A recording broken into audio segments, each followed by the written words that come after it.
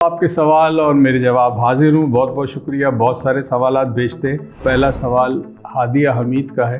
इनके दो क्वेश्चन है जी। पहला क्वेश्चन ये है कि अगर हम हर चीज़ अपने नियत की पावर से और माइंड से अटेंड कर सकते हैं तो तकदीर का रोल क्या है। हम जिसे किस्मत समझते हैं एक अजीब व गरीब चीज़ है।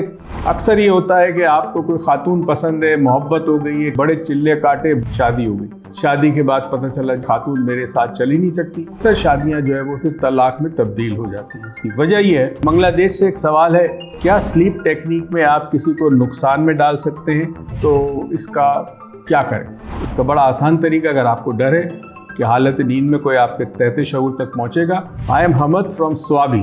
दोस्त, आपको खौफ है नाकामी का। हमारे एक वर्कशॉप है जो साल में एक दफ़ा हम कराते, फिर हम लोगों को आग पे चलाते। अच्छा दोस्तों, ये बड़ा मुश्किल सवाल। मेरे हस्बैंड किसी भी मामले में सिर्फ अपनी करते हैं। कई घरों की ये कहानी है और बड़े अफसोस की बात है, बाज़ मर्द ऐसे होते हैं जिनको इस चीज़ का एहसास नहीं कि मेरी बीवी और मेरे बच्चे जीते जागते इंसान।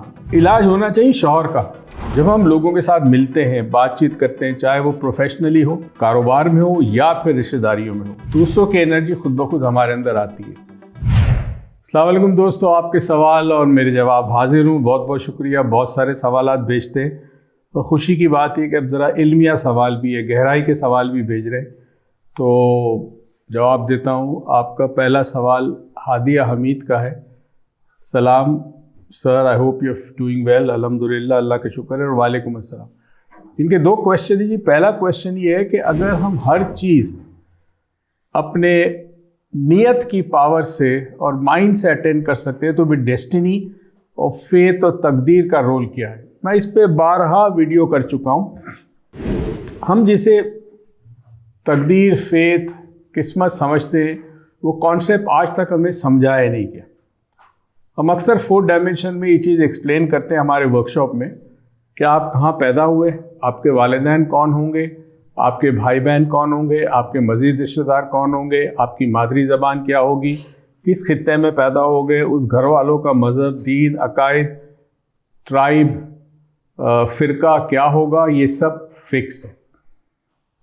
लेकिन उसके बाद जब इंसान शऊर की मंजिल पर आता है तो वहाँ वो अपने एक्शन से अपनी ज़िंदगी बनाता है। एक अजीब व गरीब चीज़ है कि दुनिया में 2 चीज़ें एक साथ साथ चलती है, इख्तियार और मजबूरी। कुछ चीज़ों में हम मजबूर है, कुछ चीज़ों में हमें इख्तियार दिया है। अब इंसान हवा में मुअल्लक नहीं हो सकता, इसकी मजबूरी है, मगर हवाई जहाज़ बना ले तो हवा में उड़ भी सकता है वो, है ना। तो ये इंसान का इख्तियार है जो इल्म से उसको हासिल होता है, इल्म और अमल से। तो ये जो कॉन्सेप्ट है कि माइंड से आप अपनी चीज़ें हासिल कर सकते हैं, मुख्तलिफ वर्कशॉप्स हम कराते हैं और लोगों ने इससे बड़ी बड़ी चीज़ें हासिल की, खासकर सिल्वा मेथड वगैरह से बहुत कुछ हासिल किया। इसकी पीछे रीज़न क्या है? रीज़न ये है कि अल्लाह ताला के कुछ कवानीन हैं। उन कवानीन को समझकर सही डायरेक्शन में अपने जहन को इस्तेमाल करते हुए अमल करे तो इंसान वो बहुत कुछ हासिल कर सकता है जो एक आम आदमी जिसके पास इल्म नहीं है, जिसके पास टेक्निक नहीं है, वो हासिल नहीं कर सकता। अब जहां इंसान मजबूर है वहां मजबूर है, मगर जहां इख्तियार है वो इख्तियार है। तो जहन को इस्तेमाल करने का इख्तियार इंसान के पास है। मसला हमारे माशरे में ये है कि हम इल्म की कोई अहमियत ही नहीं है। हम सोना खरीद लेंगे, हम ज़मीन खरीद लेंगे, मगर इल्म हासिल करने के लिए जो हम पैसा खर्च करते हैं उसे हम एक्सपेंस या अखराजात करते, जबकि ये इन्वेस्टमेंट है।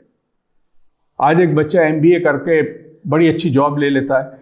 MBA में अच्छी खासी इन्वेस्टमेंट है, एक्सपेंस नहीं है। तो अब ये ज़रूर समझना है कि इल्म और अमल, ये 2 चीज़ें ज़रूरी है। इंसान अपनी आने वाले वक्त को तब्दील कर सकता है। ये जो हाथ में लकीरें अल्लाह ने हाथ में इसलिए दी है कि ये तकदीर आपके हाथ में है। दूसरा सवाल है, sometimes I achieve things within days और weeks and sometimes they are being delayed. कभी कभी मैं बहुत जल्दी चीज़ें अचीव कर लेती हूँ, कभी बहुत डिले हो जाता है। मेरे जहन में सवाल पैदा होता है, मैं उर्दू में करा रहा हूँ कि may be the thing is not for me, ये शायद मैं जो मांग रही हूँ मेरे लिए अच्छा है नहीं है, तो मैं उसे छोड़ दूँ। How to know whether we should keep working towards a desire और गिव इट अप। यानी सवाल इनका ये, कई दफ़ा मैंने अपनी अप्लाई किया माइंड को, मेरे ख्याल में इन्होंने सीखा हुआ है, हादिया ने बहुत सारी चीज़ें हमसे, कुछ चीज़ें दिनों में हासिल हो जाती, कुछ हफ्तों में, कुछ नहीं होती। तो मेरे जहन में आता है कि क्या इसलिए मुझे नहीं मिल रही कि मेरे लिए बेहतर नहीं है। दोस्तों एक चीज़ याद रखें, जब भी माइंड की कोई भी टेक्निक अप्लाई करें किसी भी मकसद के लिए, किसी गोल के लिए, तो एक चीज़ अपने जहन में रखिए कि अल्लाह ताला अगर ये मेरे लिए बेहतर है तो उसे अता कर दे, ना अगर नहीं है तो इससे बेहतर चीज़ अता कर ले।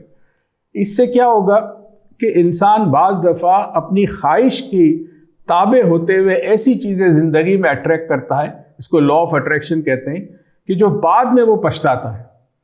अक्सर ये होता है कि आपको कोई खातून पसंद है, मोहब्बत हो गई है, किसी खातून को कोई मर्द पसंद है, मोहब्बत हो गई है, बड़े चिल्ले काटे, बड़े वजीफे किए, बड़ी टेक्निक्स अप्लाई की, शादी हो गई। शादी के बाद पता चला जी ये शख्स तो मेरे लिए कंपैटिबल ही नहीं था, यह खातून मेरे साथ चल ही नहीं सकती, और वो अक्सर शादियां जो है वो फिर तलाक में तब्दील हो जाती है। इसकी वजह यह है कि आपने अल्लाह ताला से ये दुआ नहीं की थी कि जो मैं कोशिश कर रहा हूँ या कर रही हूँ, अगर वो मेरे लिए बेहतर है तो उसे अता कर दे। ये हमेशा याद रखें। तो मेरे ख्याल में हादी अगर आप ये जहन में रखें तो आपको टेंशन नहीं होगा। नेक्स्ट है जी, बांग्लादेश से एक सवाल है डॉक्टर मोइस के लिए। सलाम वालेकुम अस्सलाम। इफ़ समवन यूज सबकॉन्शियस, अगर कोई इंसान तहत शऊर की कोई टेक्निक यूज़ करता है, जैसे सिल्वा मेथड है, लॉ ऑफ अट्रैक्शन है, रेकी है, तो क्या वो दूसरों को reiki do harm others, sleep techniques to give loss to others? Okay, इनका सवाल ये है कि जो टेक्निक्स है, सिल्वा मेथड, रेकी है, 4 डायमेंशन है, लॉ ऑफ अट्रैक्शन है, क्या इससे आप दूसरों को नुकसान पहुंचा सकते हैं?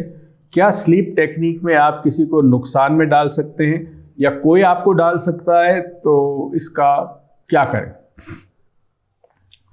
देखिए जी, आपके घर में छुरी होगी, अक्सर किचन में छुरी होती है ना, उस छुरी से आप फल भी काटते हैं, सब्जी भी काटते हैं, गोश्त भी काटते हैं और उससे आप डबल रोटी भी काटते हैं, मगर उस छुरी से गला भी काटा जा सकता है।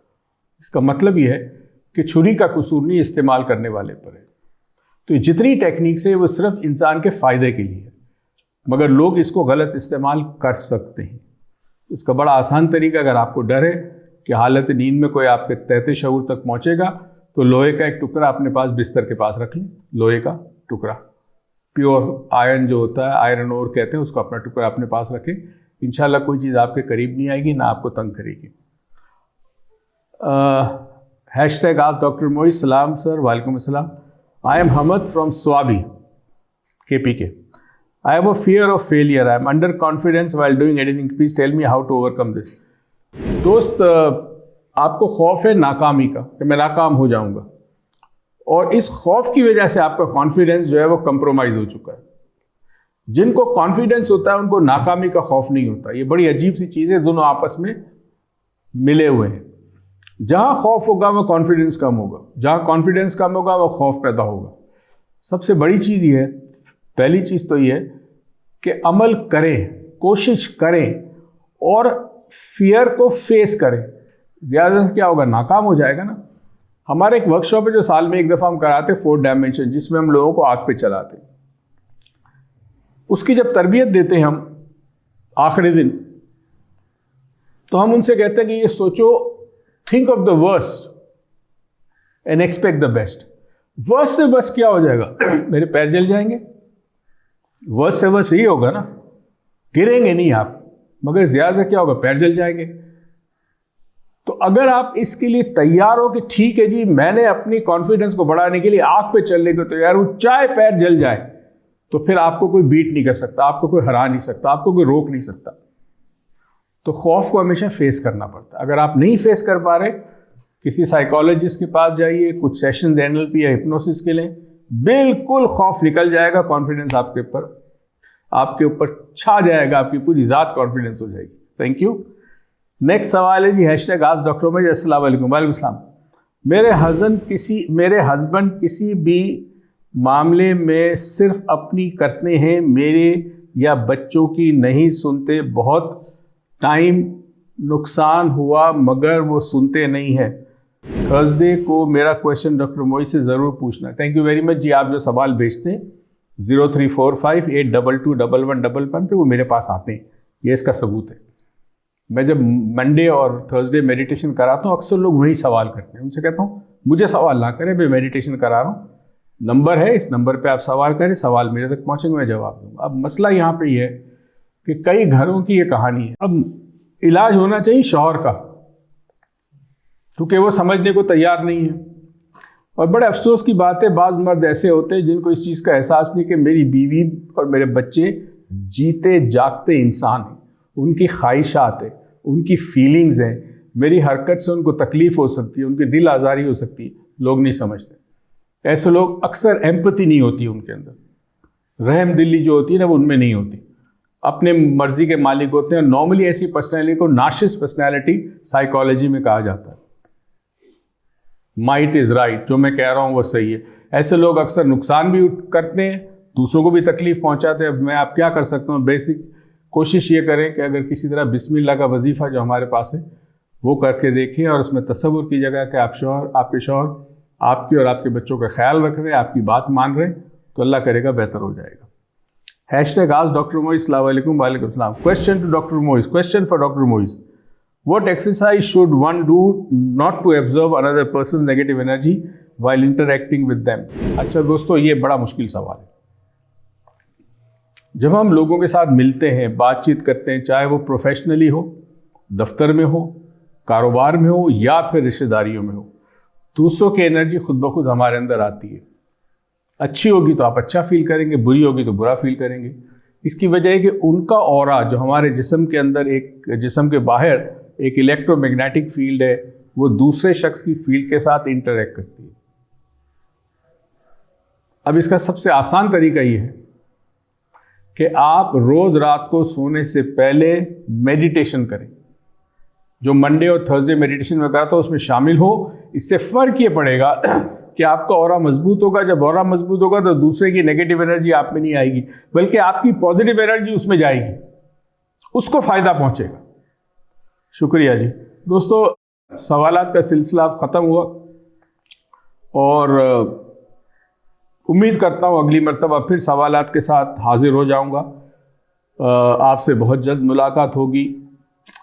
हीलिंग वर्कशॉप हो रहा है कराची में 28 तारीख को, और 2 तारीख को कुंडलनी कर रहे हैं इस्लामाबाद। कुंडलनी पे हवाले से मैं थोड़ा वीलॉग बनाऊंगा ताकि जो लोग कुंडलनी करना चाह रहे हैं उनको क्या एहतियात करनी होगी, डूज एंड डोंट्स हैं कुंडलनी पे, तो मैं बताऊंगा। अपने ख्याल रखिएगा, दुआ में याद रखिएगा। पाकिस्तान पाइंदाबाद।